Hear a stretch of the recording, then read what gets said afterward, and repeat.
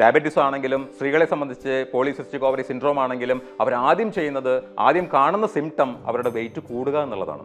Wait കൂടുമ്പോൾ അവർ തീരുമാനിക്കുന്നു, ഞാൻ എൻ്റെ ഭക്ഷണം കഴിക്കുന്നത് കൂടുതലാണ്. നമ്മൾ ചോദിച്ചു കഴിഞ്ഞാൽ ഭൂരിഭാഗം പേരും പട്ടിണിയാണ്.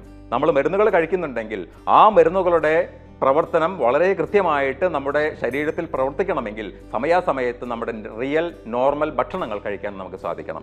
നമുക്ക് സാധ്യമായ രീതിയിൽ, നമുക്ക് സാധിക്കുന്ന രീതിയിലുള്ള വർക്കൗട്ടുകൾ ചെയ്യാൻ സാധിക്കണം. എല്ലാവർക്കും എല്ലാ തരത്തിലുള്ള വർക്കൗട്ടുകളും സാധ്യമല്ല. വളരെ വെയിറ്റ് കൂടിയുള്ളവരെ സംബന്ധിച്ചിടത്തോളം, ഒരു സ്ട്രോക്ക് പേഷ്യൻസിനെ, വളരെ പ്രായമായവരെ സംബന്ധിച്ചിടത്തോളം നമ്മൾ ഈ സോഷ്യൽ മീഡിയയിൽ കാണുന്ന എല്ലാ തരത്തിലുള്ള വർക്കൗട്ടുകളും അവർക്ക് ചെയ്യാൻ സാധിക്കില്ല. വളരെ ഭാരമെടുത്തിട്ടുള്ള എക്സസൈസുകളോ കാര്യങ്ങളോ ഒന്നും തന്നെ അവർക്ക് സാധ്യമായിട്ടുള്ള കാര്യങ്ങളല്ല. അവർക്ക് എന്ത് സാധിക്കും? അവർക്കൊരു 10 മിനിറ്റേ നടക്കാൻ പറ്റുള്ളൂ. Very good. ഒരു ഭക്ഷണത്തിന് ശേഷം ഒരു 10 മിനിറ്റ് നടക്കാൻ ഒരു സാഹചര്യം അവർക്ക് ഒരുക്കി കൊടുക്കുക.